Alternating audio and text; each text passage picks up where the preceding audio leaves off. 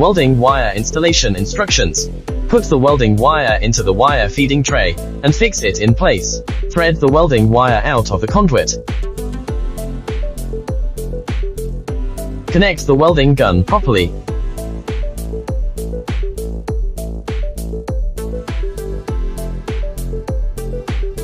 Connect the ground wire properly. Turn on the power and adjust the mode to flux. Long press the switch to quickly feed wire. When welding, press and hold the welding gun switch to weld. The welding gun and wire cannot come out. Need to twist open the protective cover. Take out the conductive nozzle inside. Thread the welding wire through the conductive nozzle and install it back. You can weld it now.